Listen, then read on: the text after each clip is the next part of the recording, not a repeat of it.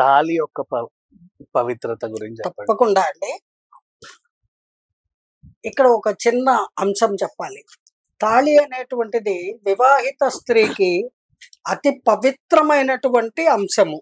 అంటే ఎందుకు అంటున్నానంటే, మేము ఇంచుమించు మొగుడు పిల్లల్లానే ఉన్నాము. ఉమ్, మీరు ఆ తాళి దగ్గరే అబ్జెక్షన్ చెప్తున్నారు. ఎస్. ఎందుకు అని? ఎందుకు అంటే వివాహం చేసుకునేటప్పుడు పురోహితుడు ఆ తాళి యొక్క విశిష్టతని ఆయన వివరించి చెబుతారు. మీరు చాలా మంది పెళ్లిళ్ళకి వెళ్తారు, కానీ ముష్టోళ్ళలాగా భోజనం దగ్గర ప్లేట్లు పట్టుకొని క్యూల్లో నుంచుంటారు, గిఫ్ట్లు ఇవ్వడానికి క్యూల్లో నుంచుంటారు. మేము అసలు ఆ పెళ్లిలే చేసుకోం. మేము అసలు పెళ్లి చూడరు, ఆ మంత్రాలు వినరు. ఏంటి సంగీత్ పాటలు పాడతారు, డీజేలు పెట్టుకొని గెంతులు వేస్తారు. అందుకోసమే పెడతారు, ఈ హంగామా కోసం పెడతారు. అసలు వివాహం యొక్క విశిష్టత ఏమిటి, ప్రత్యేకత ఏమిటి, దానిలో ఉన్నటువంటి పవిత్రత ఏమిటి అనేది చాలా మంది తెలుసుకునే ప్రయత్నమే చెయ్యరు. మరి అట్లాంటప్పుడు తాళి విలువ ఎలా తెలుస్తుందండి వాళ్ళకి? ఫంక్షన్ వెనకాల పార్టీలో కూర్చుంటారు, అవన్నీ చేస్తారు. కానీ వివాహిత స్త్రీకి తాళి అనేటువంటిది అతి పవిత్రమైనటువంటిది. అంతేగాని 2 బంగారు రేకులు, బంగారు గొలుసు మెళ్ళో వేసుకుంటారు, బంగారం వస్తుంది పెళ్లి చేసుకుంటే అని అనుకుంటారేమో కొంతమంది అమాయకులు. కాదండి, చాలా డిజైన్స్ ఉంటాయి మా దాంట్లో. అవన్నీ వారి వారి స్తోమతని బట్టి ప్రదర్శించేవి కొన్ని ఉంటాయి. ఇంత పిల్లలు చూశాను నేను. కొంతమంది ఇప్పుడు ఈ వీడియోలు తీస్తున్న లేడీస్ ఇలా అందరికీ చూపించి ఇలా కళ్ళకత్తుకొని గాజుల సైజు ఉన్నాయి, ఇంతంత సూత్రాలు. ఏంటండి అది? ఆ భద్రాచలంలో సీత అమ్మవారికి కూడా పూజ చేస్తారు కదా, అమ్మవారి సూత్రాలు, అవి కూడా లేవండి అంత సైజు. అమ్మా మన్నించండి, ఈ మూర్ఖురాళ్ళు చేసేటువంటి తప్పిదాలని పెద్ద మనసుతో మన్నించండి. మీ తరఫున నేను కోరుతున్నాను అమ్మవారిని, ఇంకెప్పుడు ఇలాంటి పెద్ద చేష్టలు చేయకండి. తాళి అనేటువంటిది స్త్రీ యొక్క గుండెల మీద ఉండాలి. అహర్నిశలు తను వివాహిత స్త్రీ, తనకు కొన్ని కట్టుబాట్లు ఉంటాయి, పద్ధతులు ఉంటాయి.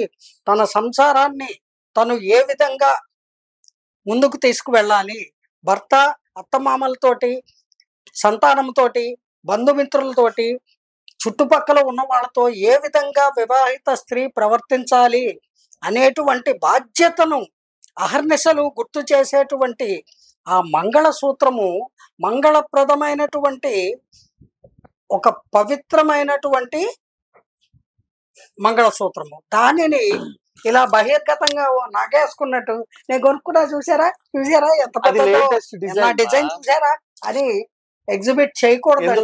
అది చాలా తప్పు. అది లేటెస్ట్ డిజైన్, కొత్తగా వచ్చింది మార్కెట్. కావాలంటే షాప్ లో చూసుకోవచ్చు, ఇళ్లలో ఇలాంటి ఫంక్షన్స్ లో చేయకూడదండి.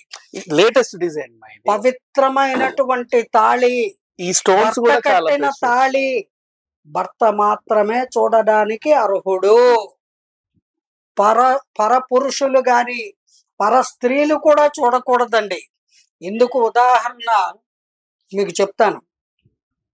సత్యహరిశ్చంద్రుడు, ఆయన ధర్మపత్ని చంద్రమతీదేవి, వాళ్ళు సత్యానికి కట్టుబడి జీవనం గడుపుతూ ఉన్నటువంటి కాలంలో విశ్వామిత్రుల వారు సత్యహరిశ్చంద్రుడిని ఒక కోరిక కోరతారు.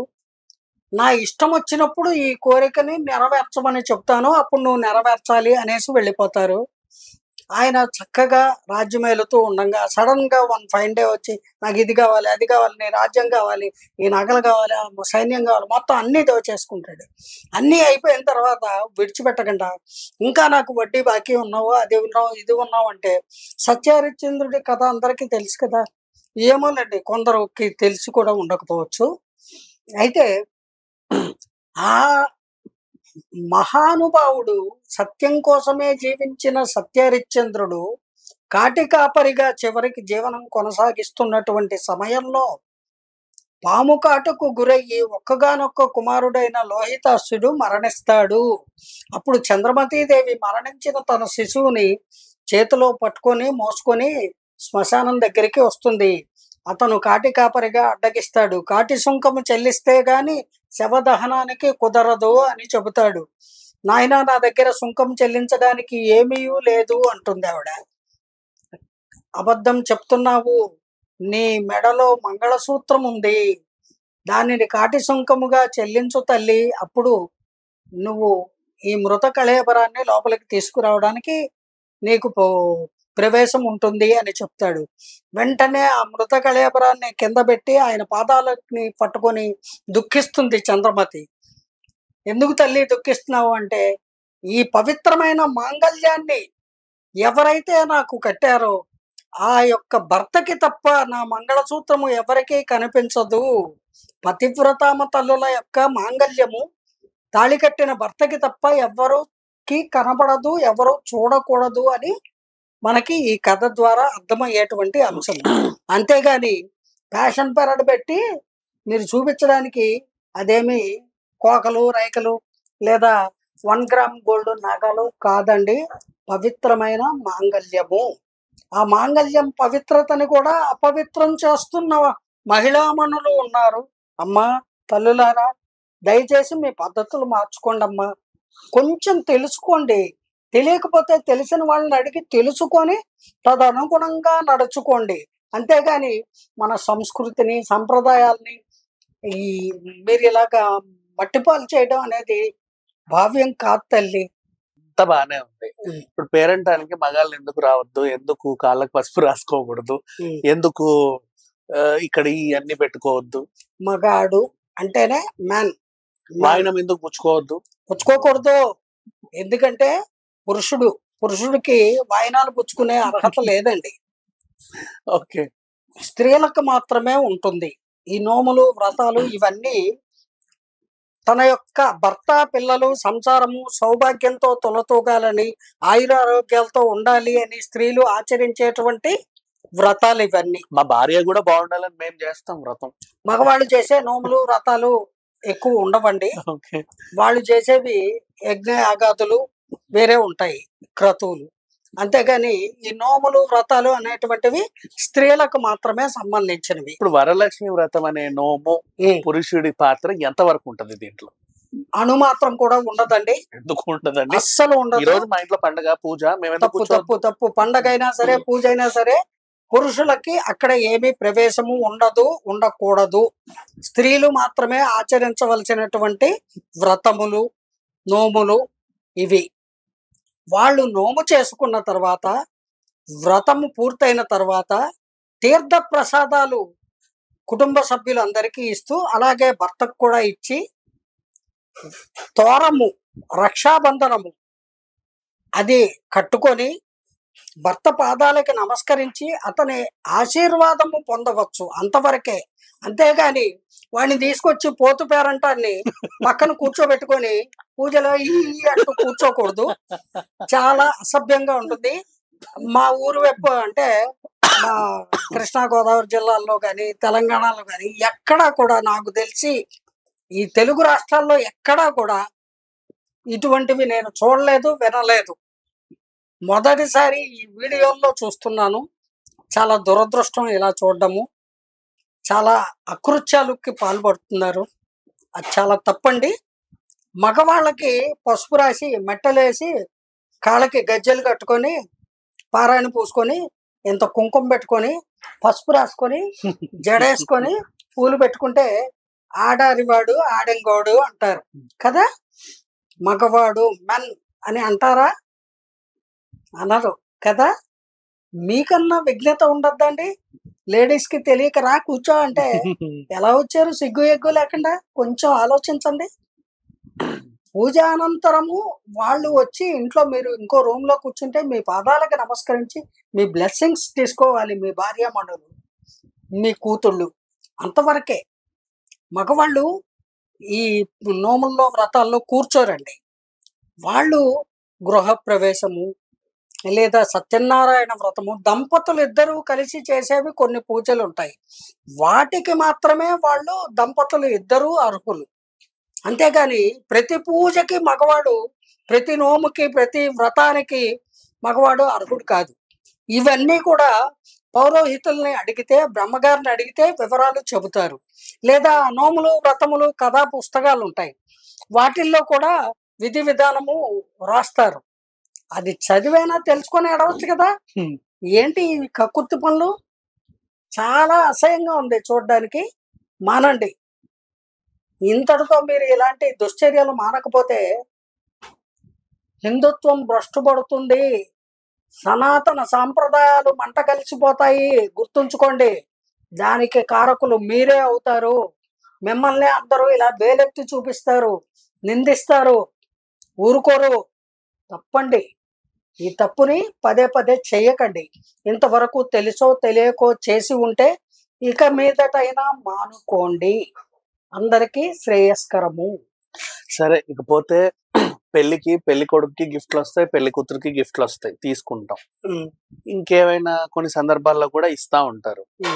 మరి పేరెంటాలు ఈ వ్రతాలు ఉన్నప్పుడు వాయినం ఉంటది కదా, ఇంత బ్లౌజ్ ముక్కో లేక ఇంత ప్రసాదమో లేకపోతే ఏదో చిన్న గిఫ్ట్ ఆడవాళ్ళకి ఇచ్చినట్టే ఇంత టవలో లుంగియో లేకపోతే ఏదైనా వాచో లేకపోతే ఏదో ఒకటో మగాళ్ళకి ఎందుకు ఇవ్వద్దు గిఫ్ట్లు? వాయినం మగాళ్ళకి పుచ్చుకోకూడదా? ఎక్కడ మన సంస్కృతిలో లేని అంశం అండి ఇది. మన సంప్రదాయంలో లేదు. కేవలము కొన్ని సందర్భాల్లో మాత్రమే మగవారికి కుటుంబ సభ్యులు, సంబంధిత బంధువులు వస్త్రాలు పెడతారు, బట్టలు ఇస్తారు. అలాగే వివాహ సమయంలో బంగారు ఆభరణాలు, వాళ్ళ శక్తి కొద్దీ ఉంగరాలు, ఏదో ఒక ప్లెయిన్ చైను ఇలాంటివి ఇస్తూ ఉంటారు. సూటు బూటు లేదా కారు ఉన్నవాళ్ళు వాళ్ళ స్థితి కొద్దీ ఇచ్చుకుంటారు. అంతేగాని ఈ నోములు వ్రతాలు చేసేటప్పుడు స్త్రీలు వాయనం అనేటువంటిది సాక్షాత్తు ఆ మంగళగౌరీదేవికి సమర్పించినట్టుగా భావించి సాటి పునిస్త్రీలకి వాళ్ళు వాయనం ఇవ్వాలి. ఇచ్చి వాళ్ళ యొక్క ఆశీస్సులు తీసుకోవాలి. ఆ ఇచ్చేటప్పుడు ఒక మాట చెబుతూ ఇస్తారు. ఇస్తేనమ్మా వాయనం అంటే పుచ్చుకుంటేనమ్మా వాయనం. ఈ విధంగా 3 సార్లు అన్న తర్వాత ఈ ఇచ్చే ఆవిడ అడుగుతుంది, నా వాయనము అందుకున్నది ఎవరు అని. ఆ పుచ్చుకున్న ఆవిడ సాక్షాత్తు ఆ మంగళగౌరి స్వరూపంగా లేదా వరలక్ష్మీదేవి స్వరూపంగా భావించి ఇస్తారు. కాబట్టి నేనే మంగళగౌరీ దేవిని అని అంటారు పుచ్చుకునే ఆవిడ. దాన్ని కూడా ఇలాంటి భక్తి భావనతోటి సమర్పించాలి ఈ వాయనం అనేది, అమ్మవారికి ఇచ్చినట్టు. అంతేగాని ఈ ఏకలు పక్కపక్కలు వెకిలి చేష్టలు, నా వాయనం అందుకున్నది ఎవరు నేనే అని ఎంత అసహ్యంగా అసభ్యంగా గేలిగా వెకిలిగా నవ్వుతూ ఏమిటండి ఆ వాయనాలు ఇచ్చే అది పద్ధత? ఎవరు చెప్పారండి మీకు అలా ఇమ్మని? తెలియకపోతే తెలుసుకొని పద్ధతిగా చెయ్యండి లేదా మానుకోండి. అంతేగాని మన పద్ధతుల్ని, సంస్కృతిని, సంప్రదాయాల్ని, నోముల్ని, వ్రతాల్ని, దైవీ కార్యక్రమాల్ని హేళన చేయడము, కామెడీగా చిత్రించడము ఎంత మాత్రము క్షమించరా అని నేరము తప్పిదము. గుర్తుంచుకోండి తల్లులారా, అలా చేసే వాళ్ళకి చెబుతున్నాను నేను. ఇంకొక విచిత్రం కూడా అండి, ఒక ఆవిడ ఇలా మల్లెపూలు పోసేసి అమ్మవారి మీద వెంటనే చేజాపి, అమ్మ నాకు కాసిన మల్లెపూలు ఇవ్వాలి. ఇన్ని పూలు వేస్తే 4 కింద పడవా? వెంటనే అందుకొని ఆహా నాకు అమ్మవారి పూలు ఇచ్చింది, మల్లెపూలు ఇచ్చింది అని చెప్పుకుంటుంది. ఇంకొక ఆవిడ ఈ వీడియోని చూసి నేను కూడా ట్రై చేస్తాను, గంపడు గులాబీ పూలు తెచ్చి అలా వేసి వెంటనే చేయబెట్టి, అర్రే నేను ఇన్ని వేస్తే అమ్మవారు చూసారా నాకు ఒకే పువ్వు ఇచ్చింది, ఒక వరం ఇచ్చింది అమ్మవారు, నాకు వరం ఇచ్చింది, అత్తయ్య గారు నాకు వరం ఇచ్చింది అనగానే అత్తగారికి మండిపోయింది. ఆవిడ ఇంకో 2 గంపలు తెచ్చి వేసి, నేను కొన్నేళ్లుగా చేస్తున్నాను నీ వ్రతాన్ని, నాకు ఒక్క పువ్వు కూడా ఇవ్వవా అని మొహంలో మొహం పెట్టి అమ్మవారి విగ్రహంతో దెబ్బలాడేసేస్తుంది. ఏంటండి ఈ కామెడీ చేష్టలు? మళ్ళీ ఇదంతా వీడియో రికార్డ్ చేసి ఇంత హేళనగా మీకు దేవుడు అంటే భయము భక్తి అణుమాత్రం కూడా లేకుండా పైపెచ్చు ఇలాంటి వికృత చేష్టలకి పాల్పడతారా? ఆలోచించండి. మీరు చేసింది ఏమన్నా బాగుందా?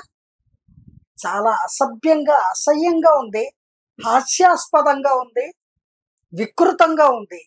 ఇంకెప్పుడు ఇలా చేయకండి. భగవంతుడితో ఆటలాడకూడదు, భగవంతుడితో ఆటలాడకూడదు, అమ్మవారితో అస్సలు ఆడకూడదు.